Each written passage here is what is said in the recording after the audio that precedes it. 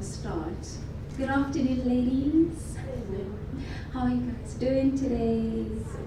Super great. Thank you. My name is Noma Goranteng, and I think before I start, I'd like you to, I can't say turn to the person on your right or your left, but just tell someone closest to you that you are great and you are created to fulfill your purpose on this earth. So just tell someone You that are great and you are created to fulfill your purpose on this earth. And you're great and to fulfill your purpose on this earth. Yeah. I claim that. Say that. Noma, you're great and you're here to fulfill your purpose on this earth. Thank you. You're also great and you are here to fulfill your purpose on this earth. I think there's so much power in the spoken word. There's so much power in declaring over yourselves and also over each other who we are and what we're meant to be. And I think for me personally, I was just listening to Davette just now speak about her experience coming here and how it's her first time here, and it's also my first time at the Women Economic Forum. And I didn't think I would be here. Honestly speaking, I did not think that I would be here today. Yet I spoke it into life in January, and I said in April, I'm gonna be in India, I'm gonna speak at the Women Economic Forum, and look at me today. So there's just great power in the things that we declare and say about ourselves. I am a young entrepreneur, businesswoman, and I own a company, co-own it with my husband, called Luhlaza Integrated Industries. We're an engineering company operating in the mining space. We are the largest black woman-owned pump business in Southern Africa. And we also owned the first black woman-owned foundry in South Africa. And we are operating in Ghana and in Zambia as well. And when I look back at this journey, it's been 8 years now, when I look back at the journey, I can honestly say when we started, we thought this business was going to boom 3 months into it, honestly. Because in my country, the kind of work that we do is very niche in the engineering space. So especially when you're a black-owned company in a very white male-dominated industry, in our country, we have what you call Black Economic Empowerment. That is a policy that gives way to black-owned businesses to also participate in the economy. So if you look at the fact that you're black-owned, you're not only black-owned, you're black woman, youth-owned, you think that things will just skyrocket for you. And reality kicked in 3 months into the business, and we realized, well, this is going to take a bit longer than what we had anticipated, because it's not as simple as that. So we literally got the shock, had to sit back and say, what do we do now? And we had to go back to the drawing board and say, well, no one knows who we are. We know that we're a great business, but no one else knows who we are. So in terms of continuing with this business, what are we going to do that is different? What are we going to do differently? And the 3 things that came to me was, well, then you need to be patient and you need to have perseverance, because it's not just going to happen overnight. And the 3 things that I have incorporated in my life from the experiences of business is that one needs to be prepared. So you need to be prepared. You need to have passion, and you need to understand that your business needs to grow organically. And I think some of us think that when we get into business, we need to be successful immediately and overnight, and it takes time. So when it came to preparation, we really needed to understand 8 years into this business, what does it really take to prepare yourself for a business of this magnitude, of this nature? And we had to say, well, in order for us to be successful, opportunity needs preparation. So we needed to go and understand the industry that we're in, understand the customer markets that we're operating in, understand who we are, because you're selling yourself when you go out into the market. We needed to understand what books can I read to get inspiration? Because sometimes that's where we gain inspiration to be able to go out into the world. So that preparation and that time took patience to really just strip everything bare and really just look into who we are as a business and who we are as the people in this business. And then secondly, passion. I mean, passion, they say love what you do and you'll never work a day in your life. And if you love what you do, you'll never feel like, oh, this is taking time, oh, why am I doing this? Because you love what you do so much. And for us, when we started, I was 22 years old, we did not have any money, no money to do what we do, but we just kept with the passion. We kept going to clients and begging clients for work. If you tell me that there are beggars out in the streets, I can tell you now, if you want to be a successful business woman or man, you need to be able to be humble and go beg for work. That's what you do. Before anyone can recognize who you are, you have to go and beg. And that's what we did. We went and literally begged the clients that we so hoped to work with, and we were at their door every single day. 1 year went by, 2 years went by, 3 years went by, 4 years went by.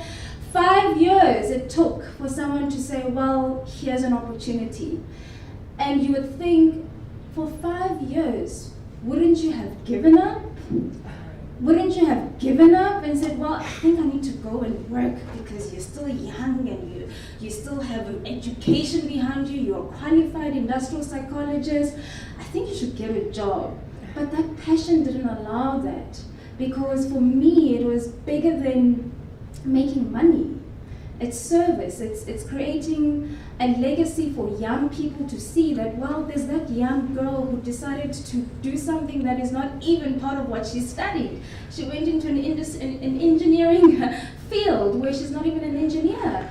But she decided to do it because she saw something in that industry, and she believed that she can make a difference in that industry. And that came with faith, because if you are doing something for 5 years and you're not getting any money coming into your business, there has to be something bigger than yourself that is driving you to wake up every single day. There has to be something more powerful that is driving you, because your confidence diminishes, your resources diminish, everything just diminishes, and then you're stripped bare. But you wake up and you decide, well, we're going to keep doing it, I'm going to put on my dress, my suit, and I'm going to go out there and I'm going to do it. And for us, our breakthrough came on the 5th year in October. In my country, we have what you call a tender system. I don't know if in your countries you have that. We have what you call a tender system where you apply to get like a big job for the government in your country. And we did that. And we got the job. Oh, wow. We got the work. But the problem is, now you have this amazing contract. You feel that you're prepared, but when you get the contract and you see, I don't think we have the resources or the capacity for this. So instead of celebrating and being happy about this amazing opportunity, you're so stressed. And then we decided, well, we're going to withdraw from this. And we took the hardest decision you can just imagine. You've been doing this for 5 years, and God blesses you with this amazing opportunity, but you can't do it. And the hardest decision you can make as an entrepreneur is letting go of an opportunity, because you don't know when the next one will come. And I wrote the letter to withdraw from that contract, and I submitted, and the client accepted. And the reason we did that was because we felt our company name, Luhlaza, was more important. Our reputation was more important than going around into the world and saying, well, I have a multi-million rand contract, but you can't deliver the service. So we had to go back to the drawing board and say, well, we need to prepare better. And we did. We went back. We said, we're going to prepare ourselves because another contract is going to come. If you are a young person in my country and you can get a contract of that nature, then that means there's something there. And we tried again and we got a second contract. And today we still have that contract 4 years later. And that is the preparation that we put in place to ensure that we are ready when the second or third time opportunity came for us. And that was important for us because we believe that we built this business from nothing, and it was important for us to build organically and take our time and be patient with taking our time in building our business. And hence, no one can come and claim and say, I own you, or I made you, or I took your business from this and I made it this. No one can ever claim that because we were very firm that we're going to do this and we're going to do it this our way. When I have children one day, I want to tell them that we did it from scratch with no one's help, no cent involved in this business. And the passion that we had and the drive that we had took us to a place where even today as I stand here, I still can't believe that this is the life I'm living. That's what patience and perseverance does. And I hope there was more young people here because I'm not saying you guys are not young, but it would be great to just share with young people that a lot of us young people today think that it takes overnight to be successful, that you don't have to work hard to be successful. It is hard work, and you must be willing to work hard. You must be willing to say, well, if I'm going to do this, I'm going to do this properly. And that's what it takes to be successful. You need to be patient, you need to have perseverance, but I think the most important thing, you need to produce excellent work. Because when you walk out of that door, what people remember is the work that was excellent that you produced, and that's the legacy that you leave. And to produce that excellent, there's a young person coming in now, that excellent work that you produce is what takes the patience. That's the patience that it takes. It's not easy to be detailed in your documentation. It takes patience, and it takes care and detail to what you're doing and to what you're putting in. And when you go to bed at night and you believe that I've done this with excellence, then you know that the patience and the perseverance was all worth it, because now you're successful, but you're at peace. You're at peace. Thank you. Thank you. Wow. Yeah. Thank you, that was wonderful. I think we brought us all near to tears. Thanks for sharing such a personal story and such an important. Now you are doing great, I assume. Can I ask what books you mentioned? You read books that inspired you right at the beginning. Can you share any of those recommendations? Lean In. Because of the kind of environment in my country, we do a lot of work with corporates, and I think Cheryl's experience within her journey spoke to me as a woman, because I'm in a very male-dominated space, and sometimes it's not easy to negotiate and be aggressive. I think a lot of people talk about aggression in business, and how do you, as a woman who's elegant and eloquent, walk in and become manly and aggressive? And I think she just she gives that guidance on how to be your voice yourself, and still own any space that you're in, and still be able to speak and be an equal to a man. And I read the Bible as well, and that's why I get my groundedness in what I do, because it's not easy to wake up every day and how am I going to pay these employees again? There's so much that goes around you, so you need something that's just bigger than you, that's more spiritual than you, that even when there's noise outside the world, you inside are in peace, and you inside are focused. because that's what you need. So, yeah. Have you thought of, have you written anything like a book or blog, or have you shared this? No. You should perhaps, because the story is amazing. Thank And the way how you put it, it's, I get chills. So please consider, I mean, even if you perhaps didn't have that much young audience here now, consider of writing a book, perhaps. Like, Be the Shadow. Okay, yeah, I'll think about it. Thank you. And I'm coming from the same, I mean, I loved when you said that starting a business is like being a beggar. I've been there, like Yeah. begging for a job. Yeah. Like, and also I thought at some point that it's almost like being a prostitute. Yeah. Like selling yourself. Yeah. It's horrible to It go is. to a meeting room and start to sell yourself. Yeah. Yeah. Like if you have a product, I'm in a service business, I'm in a consultancy and finance. So I actually I sold myself. Yeah. If you have a product, it's easier to sell the product. Yeah. But you need to say that, hey, I'm good, Yeah, take that's- me, yeah. take me. Yeah.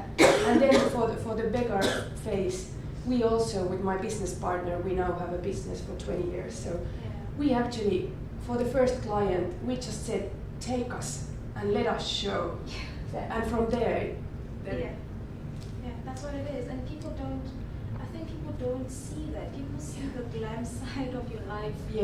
when but you're standing, talking at a platform of this nature, or when you're meeting a president and they don't understand your day-to-day, Monday to Sunday life, Mm. where you have to sell yourself and beg. Mm. And people think I'm joking when I say you beg. You literally beg. Mm. Where you say to someone, I'm not leaving this office until you give me an answer, and no is not an option. So give me something else, say something else that's a bit positive than a no. And people don't understand that that's what it takes. Yeah. Yeah. So thank you, sister. Thank you. You're amazing. Anybody hasn't made a video out of her?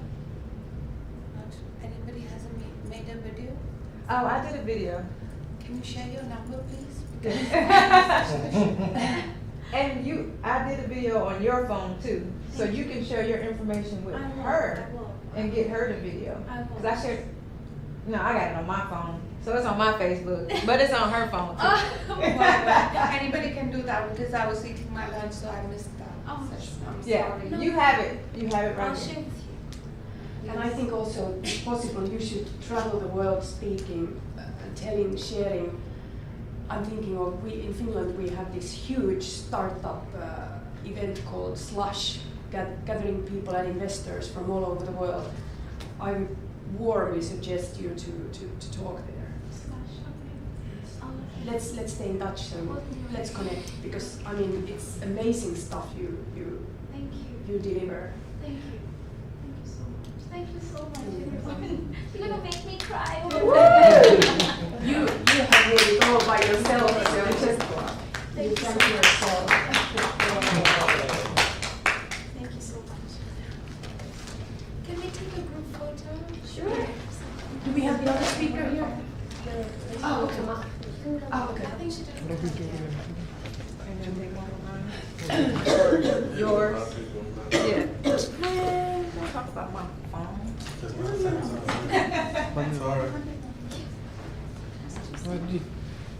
Ja, ja. Okay, I know I'm gonna have a quality photo, so thank you. Good job. Almost finished. Just make sure you get a prep before everybody knows. Oh, so this is getting a So you picture. have not even 30 years now. PUBG.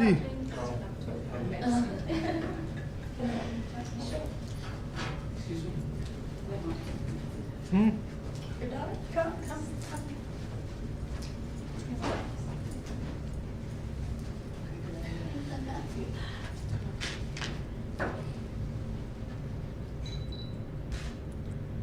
Guys, let's see, we are great. Come on, let's see. We're great!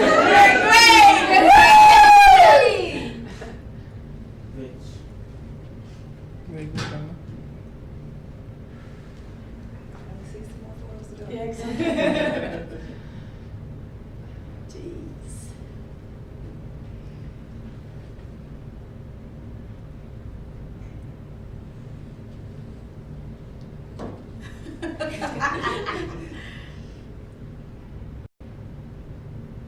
Thank you. Thank you.